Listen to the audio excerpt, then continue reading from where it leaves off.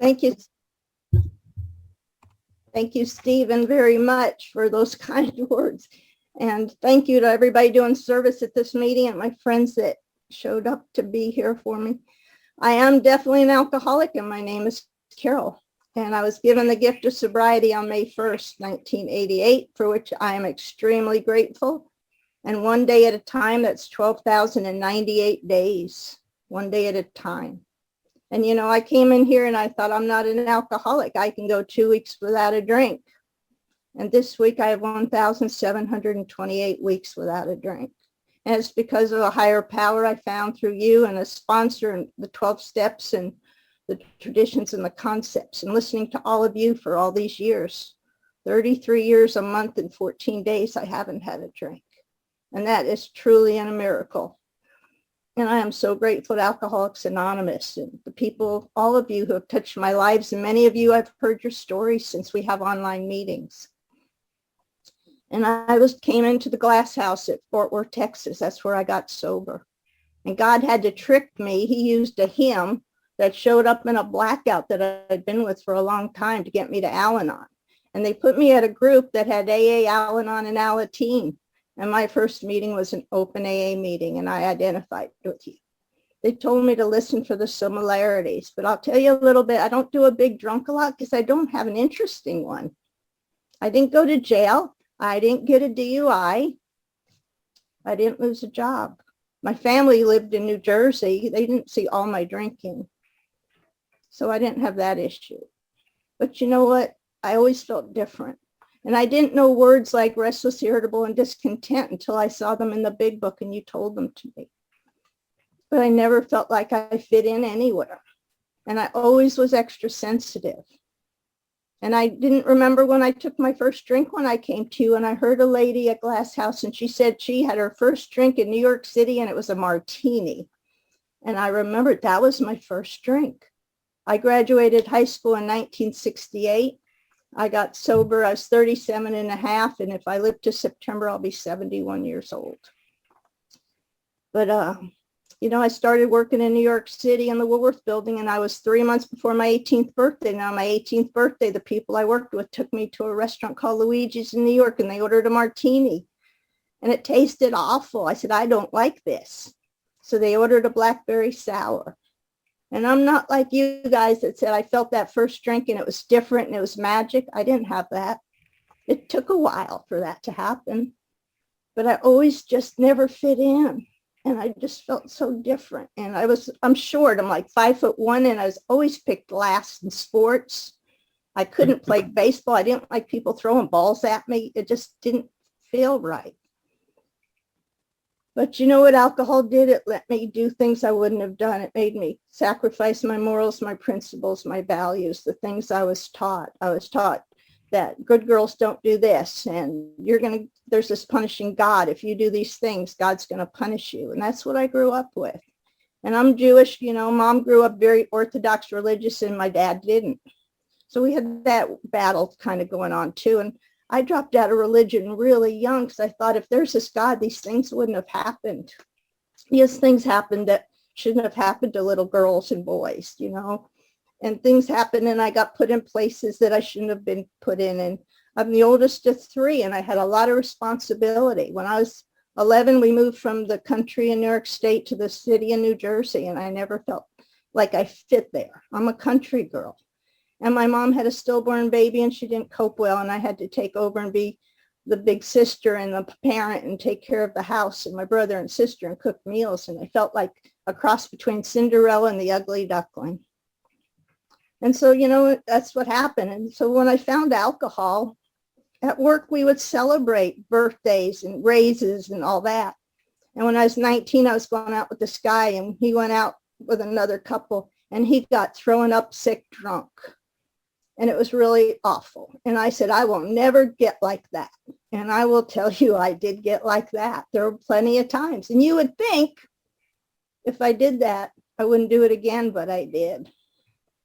And so in my early 20s, I got married to somebody to get out of the house I was living in with my parents. And I got into a real abusive marriage. And And when I was 21, they told me there was a 90% chance I had cancer, and they had to do some surgery, and they took all but 1.5 feet of my large intestine out, and they said, you have to be checked because when it comes back. And it took 20 years, but it did come back as cancer, and I'll probably get to that. But I ended up ending that marriage after 1.5 years because, I went to the doctor, and he said, I didn't spend 6 hours saving your life on an operating table for him to kill you. And after that, I felt like a failure, and my drinking got really bad, and I was out at the bars. If I wasn't working, I was drinking. After work, I went to the bars, and I came home at 3 or 4 in the morning and got a few hours sleep and went to work, and that was my life. And I did those things that make me feel embarrassed and shamed and guilty. I had those blackouts. I drank, and it was always that. I'm going to drink that. And then I get sick on Dubonnet and get in a blackout, and I go, nope, can't drink that anymore. So then I'll drink something else. And I did not like the taste of alcohol, but I liked the effect after I realized what it did for me. It let me dance and talk and flirt. When I was 29, I moved to Fort Worth, Texas. And then, you know what? It was fun dancing and drinking down at the honky tonks in the stockyard. My last drunk was at Billy Bob's in the Fort Worth stockyards. And I didn't know it then until I got sober. What happened is I got alcoholic poisoning. It was open bar for police and firefighters, and the guy I was with for a long time was a police officer. And looking back, I had, I think, 6 highball glasses straight of Canadian Club. And I got really sick the next day, and I thought it was the spicy chicken wings because I don't like spicy food, but the only thing they had are spicy chicken wings, and that's what I ate. And I was so sick the next day. It had to be the chicken wings. Never identified it with the alcohol, until I got to you guys. And I have to tell you, that wasn't my last drink. That was my last drunk. And after that, when I wanted to drink, because I had that craving you talked about, and I would try to drink, and I couldn't get it down. And, so then I'm with this guy, and he shows up in a blackout, and I get to Al-Anon, and I go to the open AA meeting, and I hear you guys talking, and you talk about how you felt, and you talked about having blackouts, and you talked about feeling ashamed and guilty and remorseful, and how you intend to do this, but that's not what you followed through with. They told me that, it's a disease, a progressive disease, and I have that allergy. And once I start drinking, I have no idea what's going to happen. And that's what happened to me. And in my 30s, I drank at home because somebody I worked with, their son and another kid were driving drunk, and one of them was killed. So I drank at home because I didn't want to kill anybody. So when I came to you, my life was I'm drinking at home, I'm going to work, I'm coming home, and I'm drinking. And that's what my disease progressed to.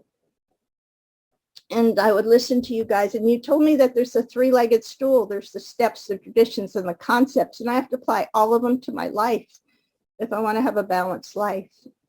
And at 2 weeks sober, you told me not to drink. And, I was thinking about today, I wasn't sure I was an alcoholic. That company I worked for, I didn't realize it, but it took 16 years. A guy planted a seed. He told this story in the company cafeteria. See, I worked with this guy, and he would just be gone, and I thought he was always on business trips.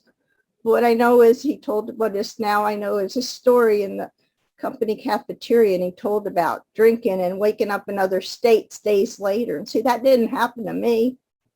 An alcoholic are the guys I saw laying on the street in the Bowery.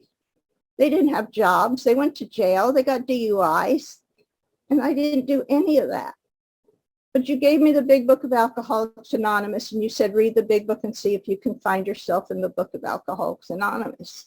And the story with the guy who put the whiskey in his milk, because I took a big glass and I filled it with ice and water, and I would put the whiskey in it or the wine in it. And when it diluted enough, I could drink it again. And I didn't realize alcohol doesn't evaporate when it hits ice cubes. It just doesn't. And so I started drinking again. And I could go 2 weeks without a drink, but it wasn't easy. It was really hard. And so I come into Alcoholics Anonymous, and you guys say, don't drink. But you know what? Then those feelings come. And I was sharing with a girl before a meeting one day. We went out to dinner, and she was telling me about her abuse stuff, and I was sharing with her about mine. And we went to the meeting after that, and I'm sitting in the meeting, and all of a sudden that reality hit, and the feelings hit, and I started crying. And I left the meeting and I went in by where the coffee pot is. And they said, are you okay? There was a couple in there. I said, no, I'm not okay. I want to drink. I don't like these feelings. And the guy said, don't go out. I had 2.5 years and it's not better out there. Just stay with us and walk through it. And we'll walk through it with you. And you don't ever have to feel this way again. But if you go back out, whatever you're dealing with now, you're going to have to deal with if you make it back. Because not everybody makes it back. And then if you create other chaos out there, you're going to have to deal with that. So I went back in and the women sat with me. And we cried after the meeting and they shared and I shared. And I didn't ever have to hurt that bad again. So it's kind of almost like a mini 5th step, you know. And when I was 30 days sober, somebody asked me to read how it works. And I said no, because I felt if I make a mistake or stutter over the words, you'd make fun and I'd be embarrassed and I wouldn't come back. And I made a deal because that whole meeting, instead of hearing what anybody shared, I felt guilty because I said no. And I thought all of a sudden, if everybody says no, we wouldn't have a program. If you guys said no before me, there wouldn't be a program. And so I made a deal with this higher power that I wasn't sure I believed in or trusted, that I won't ever say no to a request of Alcoholics Anonymous if there's not a really good reason. And so that started my journey through the program. And I saw those steps and promises on the wall. And the one that says, I have to tell you my secrets. That by then I'd be hearing people sharing things that I thought were my secrets I would never tell you. And then I saw that one on the wall, that promise that says, I won't regret the past nor wish to shut the door on it. And I wanted that really bad because I felt so bad. It says there are no dues or fees for AA membership, but I feel like I paid high dues and fees. And listening to your stories, I think you guys did too. You know, we paid some really high fees. I paid with dignity and self-respect and self-esteem. I did those embarrassing things that I wished I never did. And when I was about 5 weeks sober, God, there was a lady at the meeting and she said, somebody needs a meeting to her house because she was confined to bed. So I got her number, excuse me, and I called her and I went and met this wonderful lady named Lois. And she was confined to bed with 1/3 of a lung on oxygen. And she was 22 years sober. And she couldn't get out of bed. And I went and I sat with her. And we talked about my alcoholism. I said, I'm not sure I'm an alcoholic.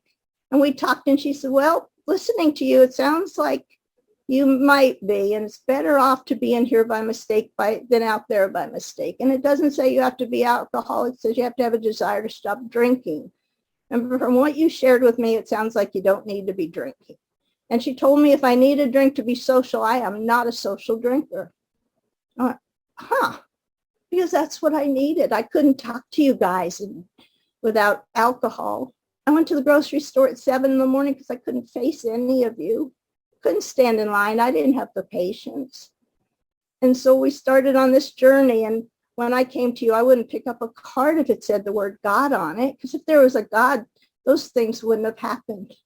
And, you know, I used to make these deals with God. God, you get me out of this. I won't do it again.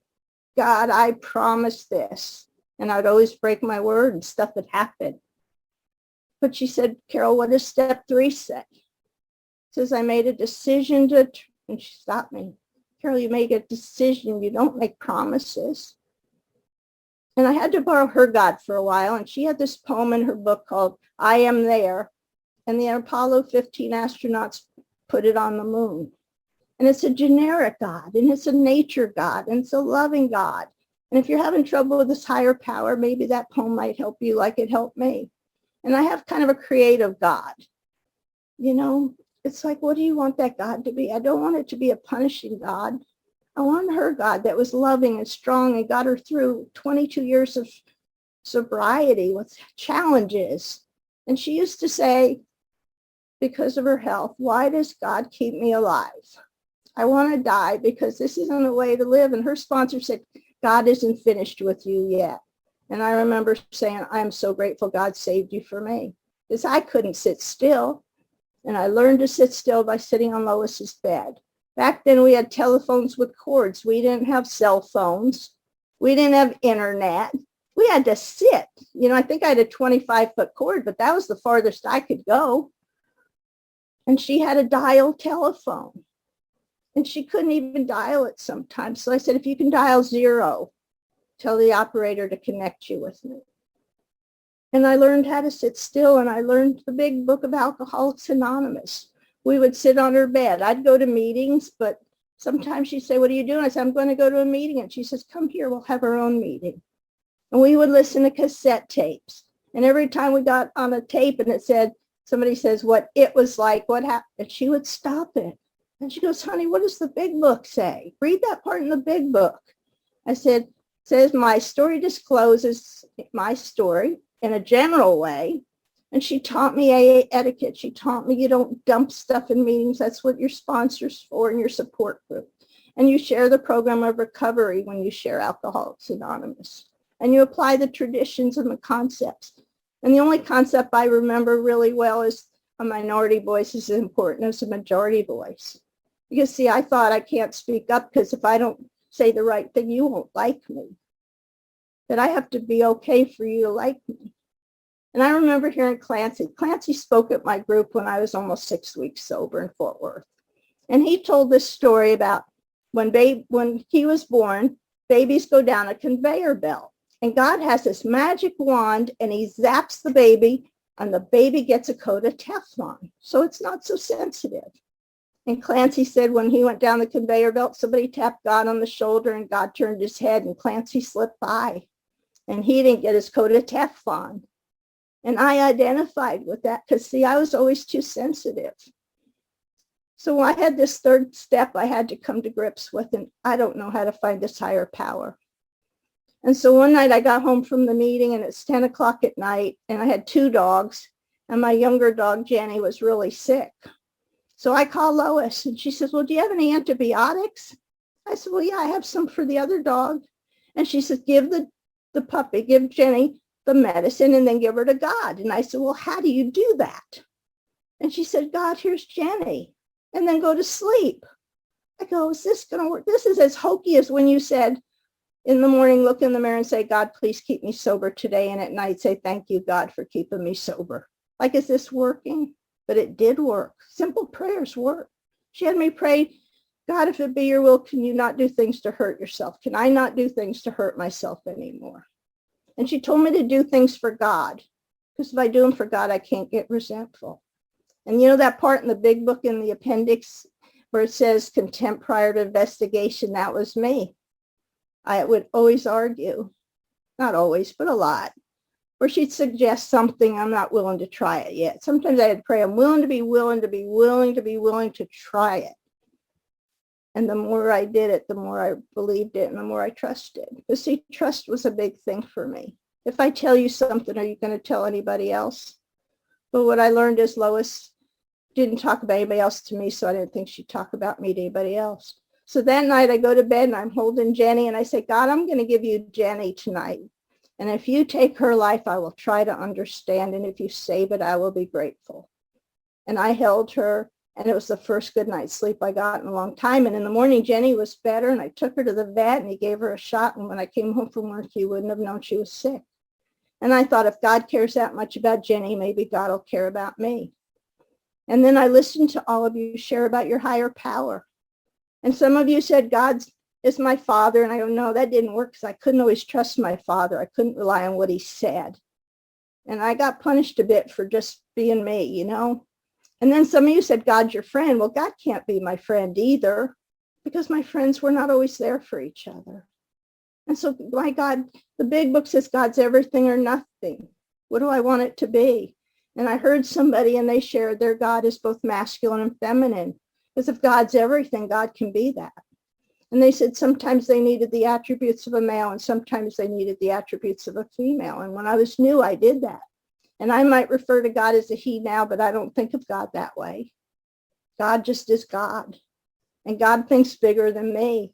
And I don't invite God into my day because it's small and limited, but I invite myself into God's day because anything is possible.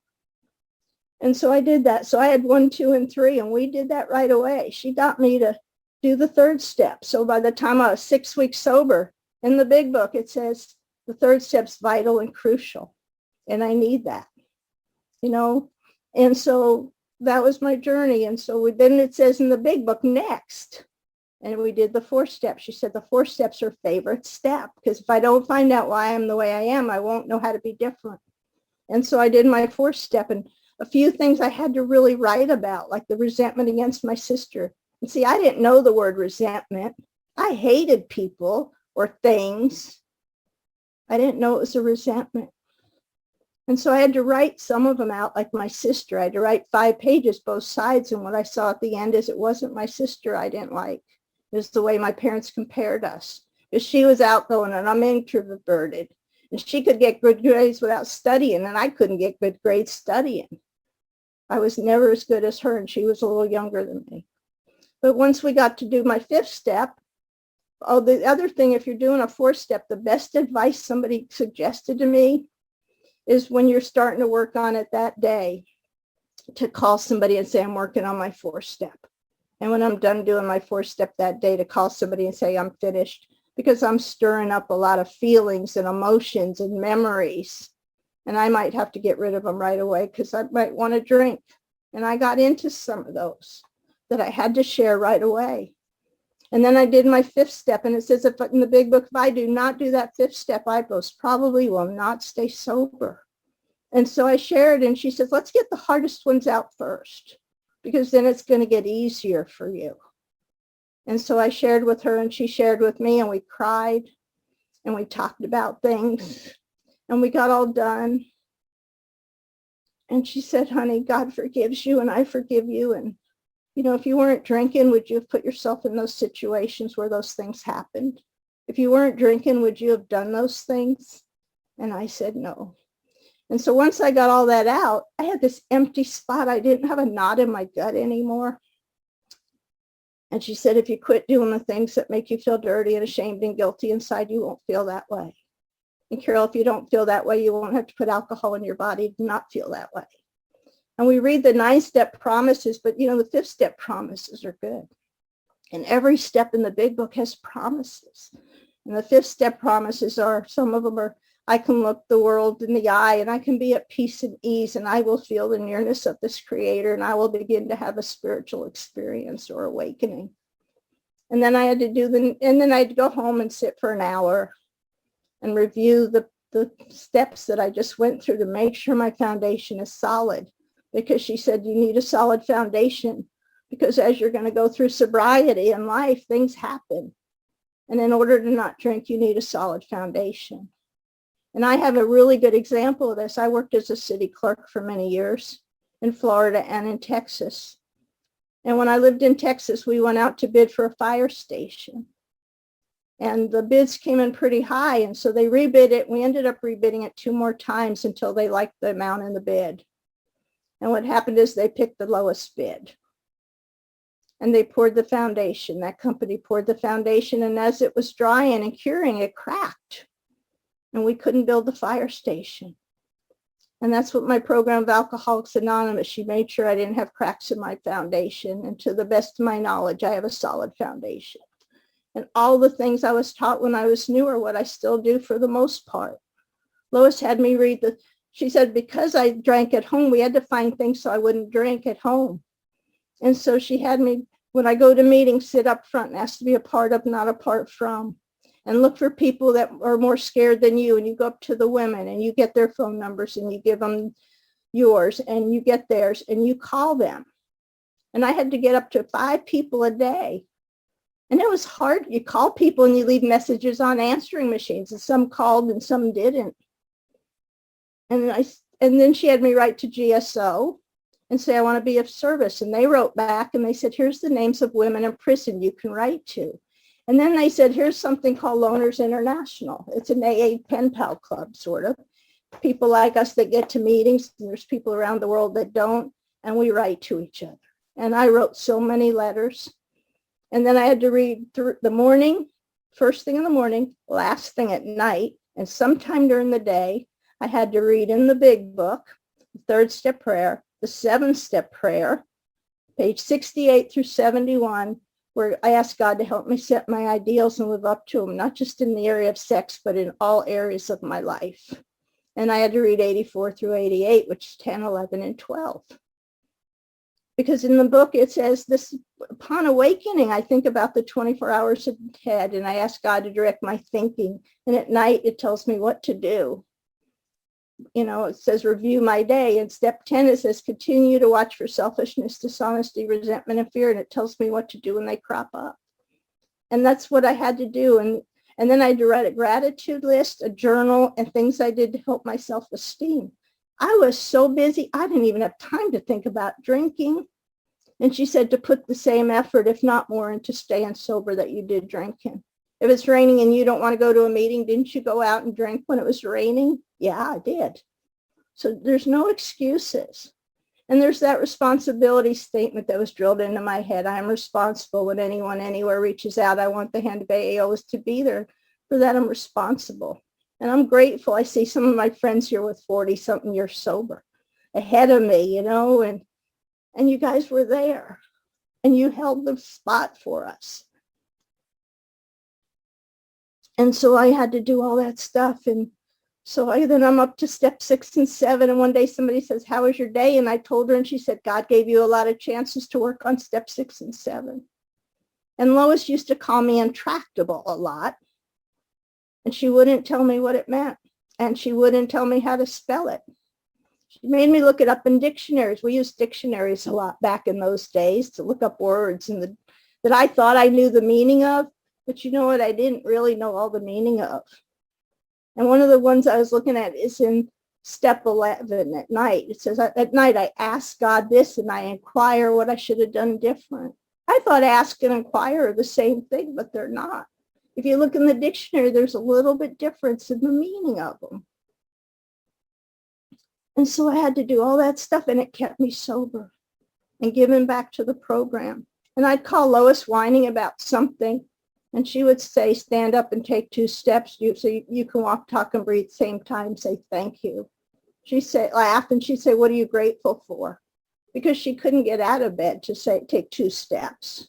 She could barely talk some days. And she had this little teddy bear. She was a big Dr. Bob follower. And she had this little teddy bear. And she'd go, let's see. And it had a T-shirt and it said, Sponsor Bear. And so sometimes I call her, she's, let's see what Sponsor Bear would say. And you press Sponsor Bear's belly and it would say, live and let live. Easy does it. One day at a time. Keep it simple. That's what I had to do. And I would call her with something and she'd say, okay, go do the laundry. Do you have dishes in the sink? Well, yeah. Go, how's that going to help? She said, you don't think your way into right acting, you act your way into right thinking. You change your actions, your thinking will change. And she'd always say, what are you grateful for? And one day that dog God saved that dog's life, she had puppies. I was 5 months sober. And I called her and I said, do you know what those puppies did now? They took the end of the toilet paper and ran all over the house with it. And she said, they're just being puppies. And I learned things like how to be a kid and play. Sit on the floor and play with them. Put old clothes on. Even if they're walking through their cereal, tracking it all over your house. Do that. And in case you want to know what intractable means, it means stubborn, obstinate, and difficult to treat or cure. And I'm not as obstinate as I used to be. And somebody finds it hard to believe. But somebody said, I go, well, sometimes I would get mad at what she suggested and I wouldn't call her for 3 days. I'll show her. And I learned who I showed, me, because what she suggested is right. And I just pray to be willing. So Lois died the day I had 1 year. I had to have foot surgery and she went in the hospital and she died a couple of weeks later. And she was a couple of weeks short of 23 years. And if God said I'd put this amazing woman in your life, but she's going to die in 10.5 months, I'd say no, thank you. But she gave me the foundation. She gave me that serenity. She gave me that stillness and that higher power that I have today. And she's given me the foundation. And so I had to have that foot surgery. And I'm so grateful for all you guys that told me that no matter what I go through, I don't have to drink. When I was 4 years sober, my cancer came back. And I had colon rectal cancer at 4 years sober. And I had to have surgery. And so I would share at a meeting, I'm having surgery and I'm scared. And people would share with me. And I'm laying on the stretcher outside the operating room talking to the anesthesiologist about the anesthesia because I had brain surgery when I was 6 years before I came to AA, I was 32, and I had an out-of-body death experience. And I knew I was with some force, and it was really at a low time in my life where I wanted to die, but I didn't have courage to take my life. And my parents flew into Texas, and they were at my bedside, and I had this out-of-body death experience, and I was with this spirit or whatever it was, and it was, look what it's doing to your family. Is this what you really want? And I never thought of what it would do to anybody else. I just thought I wouldn't be suffering. And I don't remember saying I want to live, but I remember coming back. I didn't remember being in my body, but I remember them making my parents leave the room and a crash cart coming in. And I told my parents about a year later, I admitted what happened, and they said, there's no way you could have known anything. But I did. I had that experience in it.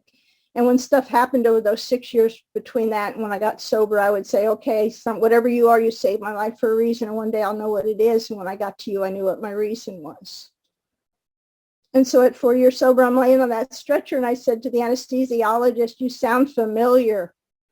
And he took his cap and his mask off, and he leaned down and he said, Glass House. He heard I was having surgery, and he got on my case. And he stayed through that whole 6-hour surgery. And a couple hours later, when I woke up in recovery, he was by my bed. And you guys surrounded me, and it's my footprint story, and I don't have time to tell it to you now. But God and my program, people from the group worked at that hospital, and they would come and sit by my bed. He would talk to me. And so what happened is I had a 99-to-1 shot that I could have a reversible procedure for my intestines, and God gave me the 1%, and I have a permanent ileostomy, which means I have a bag on the outside of my body.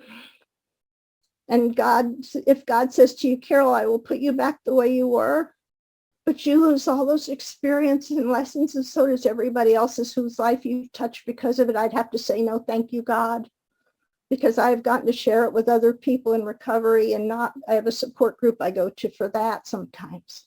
And I've been able to share it with people. And I've been sharing it like I'm sharing now. And you know what? I've had about 5 people say I have one too, and I never heard anybody talk about it. And so I've gotten to share it in recovery.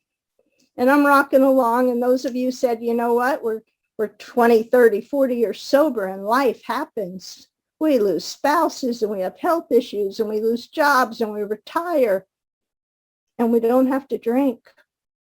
But it made us closer to God. And that's what happened to me. I was 22 years sober, and I had to have 4 more surgeries in 2010. And I wasn't real happy about it, but they had to cut me open some more. And I had a surgery in the middle of January, and I had one March 24th, and it was worse than the first one. And went home in 3 days, and a day after I was home, I went in the emergency room, and they had to cut me open again. And so, I'm 5'1". I weighed like 120 pounds, and I've had that same incision cut over 7 times. I'm missing 6 organs inside. I don't wonder why I'm an alcoholic. I just know I am. I don't try to figure it out, because my body also has a disease, and I grow tumors and polyps, and I have no control over that either. I can't go to a meeting. I can't call somebody. I can't read a book and have it under control. It's just a part of my life, like my alcoholism. I have to just let it go. And I don't give it power over me. And so I had to have that 4th surgery, and I didn't want it. And so I'm talking to somebody. I was up in Tennessee, as a matter of fact. And I didn't want another surgery, and I was crying, and I was telling somebody I sponsor, and she said, what would you tell me to do? I'd say, well, probably work the steps. So that's what I have to do. And I worked it. I'm powerless over my health, and I choose to not let it make my life unmanageable. God, restore my thinking. I made a decision to give you my life. However you want this to go, God, okay. Who do I hurt? Me. I did the 4th and 5th, and I got up to step 6 and 7. It's my way. I read the big book out loud in the singular, because if I read it silently, I don't always remember what I read. But if I read it out loud, my mind slows down. And I read it, and it says, I am like the actor, and I want to set the stage and the play and the scenery. Only see, God's my director. And God has this big eraser on a pencil. And God will start writing the script this way. And all of a sudden, God says, no, PC, you guys walk in a different way, and my path changes. And so I went through that other surgery. And it didn't come out good either. And so I was sitting at my desk and I'm crying and hurting and I'm going, I just can't do this anymore. I don't want to live my life this way. I was 60 and a half. And if I worked another couple years, it would have been better off financially, but emotionally, physically, and spiritually, I couldn't do it. And so I prayed about it and talked to my sponsor about it. And I decided to leave my job early. And I retired earlier than I wanted to. And I thought financially you would have been better off, but I just couldn't do it. And I know where God guides, God provides. And so I had bought it's a 1998 Dodge camper van. And in 2005, I bought it. It was in Phoenix. And I flew out, got a loan, and drove this camper van back at 25,000 miles. And I used it on weekends or when I could get away from work. And you know what? In 2011, in June, I retired. And I got in that camper van and I drove from South Florida to North Washington. And I went all over the United States. And my pain was pretty intense most of the time. And I just had to suffer. And I might get to a campground and cry because I hurt, but then I would go on. And I got to go to meetings in a teepee.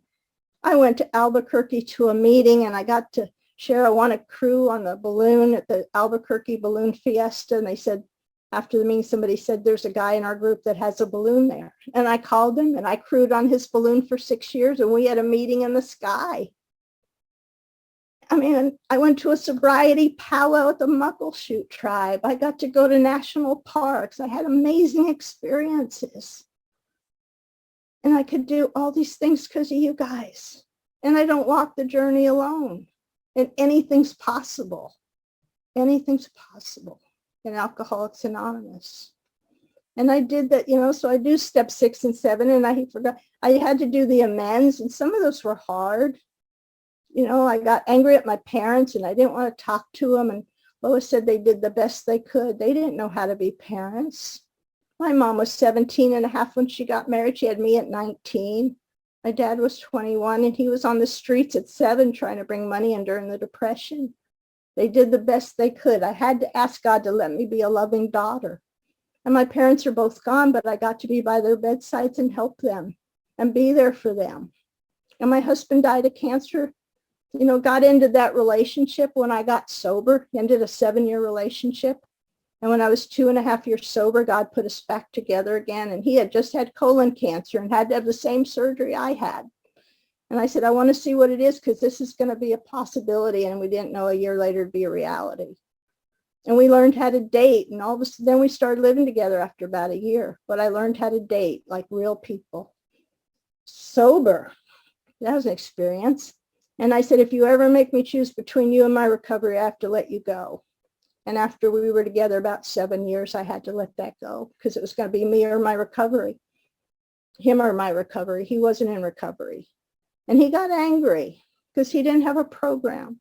And I did what you said. You keep your side of the street clean and you hold your head up high and you walk with dignity and grace of God because you are an example of Alcoholics Anonymous. Is a loving God expressing himself through you, Carol, through your words, actions, and deeds. And that relationship healed, and I got to be with him before he died. And that was a gift, And in the end of 2012, we found another tumor in my abdomen, and I'm inoperable. And my doctor at the time said, you won't live to the end of the year, 2013. This is what to watch for. And so I was up in Tennessee in 2013 in my camper van, and I was going to travel around the country. I had the whole map planned for a long route.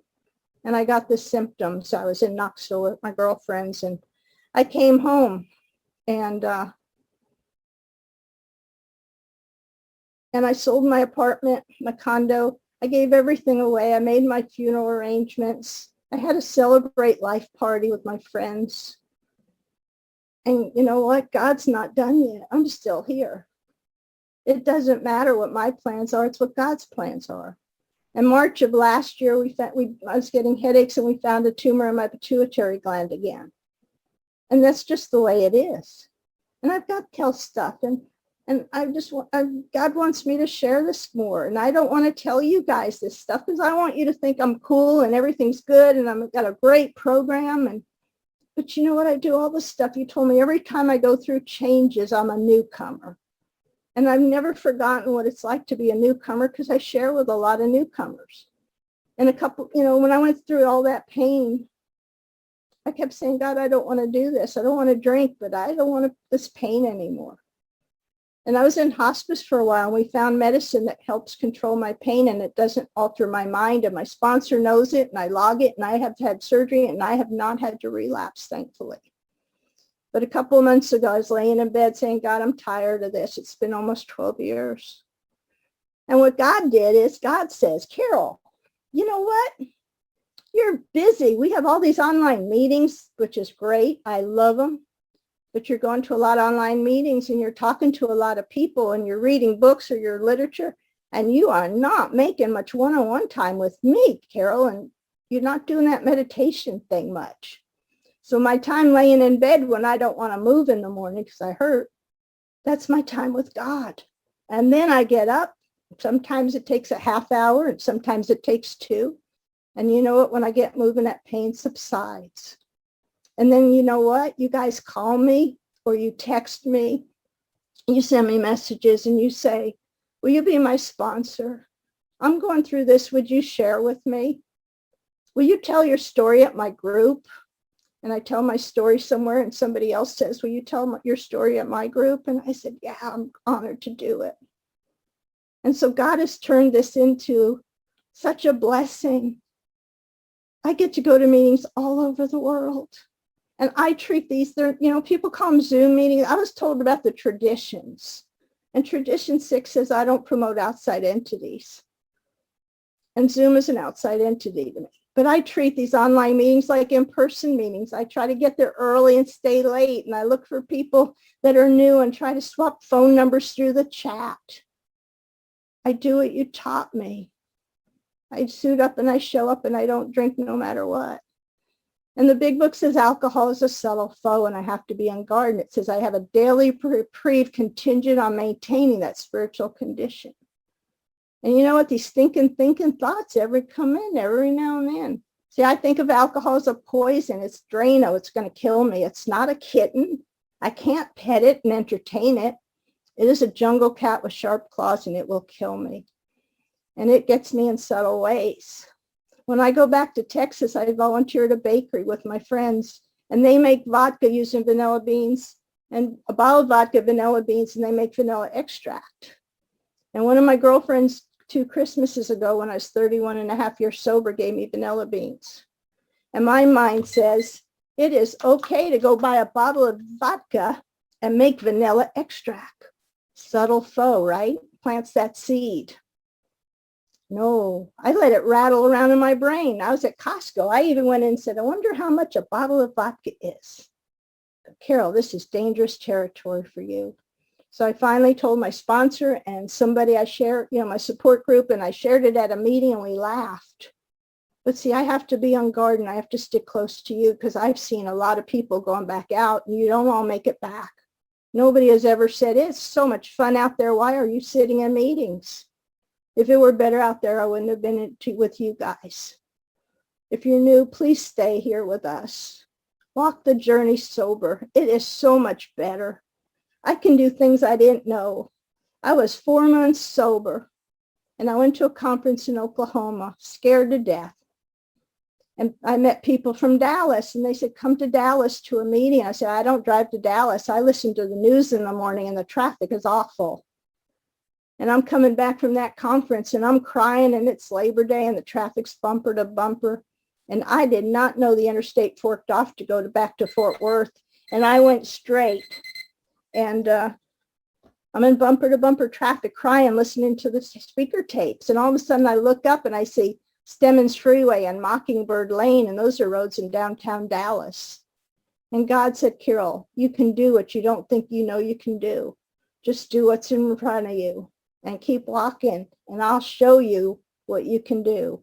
And if you think you have this higher power that doesn't want the best for you, you can borrow mine, because mine thinks bigger than me. I have so many stories, and I don't have time, but I want to share this one with you. I was 8 months sober, and it was January And I told Lois was still alive. And I said, you know what I want for Valentine's Day? I would like a kiss from a guy for Valentine's Day, but I don't want to call the old boyfriend. And she says, well, why don't you pray about it and give it to God? Her answer to everything was pray about it.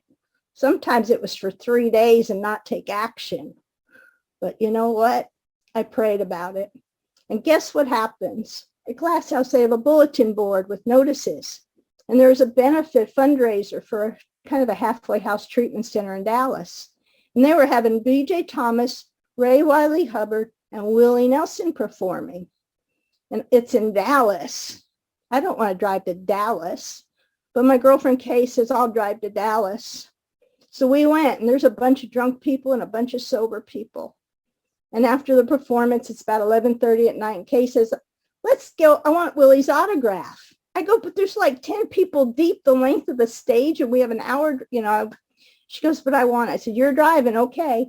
So we're there, and we're talking to each other, and it's almost like an hour and a half or so. And we are up against the stage, and Willie's walking our way. And he gets in front of Kay, and she says, Willie, can I have your autograph? And he said, yes. And she gave him his program, and he signed it. And she goes, can I have a kiss? And he goes, yeah. And he leans down, and he gives her a kiss. And I said, can I have one too, please? And he said, yes. So my Valentine's wish that year was from Willie Nelson. And if you had told me when I put that wish out there that Willie Nelson's going to give me the kiss, I wouldn't have believed you. But if you tell me that now, anything's possible in God's world. Invite myself into God's world. I put one hand in yours and one hand in the newcomer.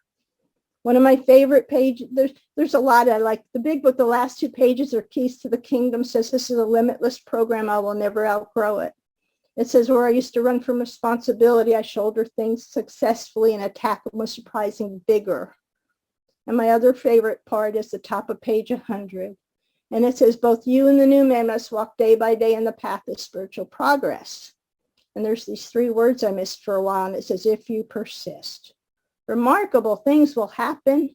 When you look back, you will find that the things that came to you when you put yourself in God's hands are far more wonderful than you could have imagined. Follow the dictates of a higher power, and you will presently live in your new and wonderful world, no matter what your present circumstances. Stay in the now. There's times I've had to say, right now, God, I'm okay. Right now, I have food to eat, a safe place to live, money to pay my bills. Right now, God, I'm okay. And so, God gave me that sponsor that's kept me through now. I remember what she went through, and I can't imagine being confined to bed for 7 years because I have trouble just doing it for 3 weeks when I had surgeries. But God shows me the way to do it. And I haven't had to drink through anything, not anything. And I'm so grateful for all of you. And I know Stephen likes stories. So can I tell 2 stories kind of quick? It's okay. One of them is there's ladies, she's walking down a path and she comes across this snake and it's frozen. And she picks the snake up and she puts it in her jacket and it starts thawing out and wiggling around. And all of a sudden it bites her. And she said, snake, I saved your life. You were freezing to death. Why did you bite me? And the snake said, you knew I was a snake when you picked me up. That's what alcohol is. It's a progressive disease. If I pick it up, I've heard you guys, it's not where I left off. It's as if I was still drinking.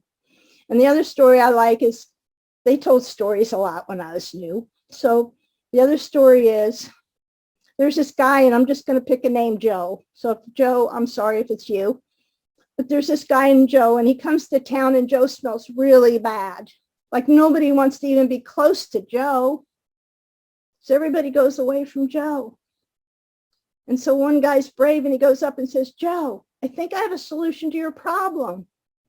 So people will come around you. And he said, what is it?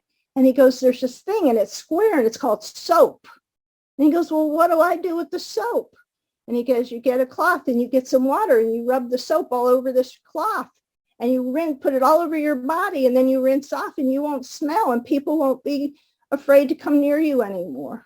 You won't repel the people. And he goes, well, how long do I have to do this? And he said, every day, every day. So every day I invite myself into God's day. I stick close to you guys and gals. I stick close to the program. I give what you've given me. I apply the traditions. I don't have opinions on outside issues. I try really hard not to. And I try to give the program away the way you gave it to me. And thank you, Stephen, for asking me to share.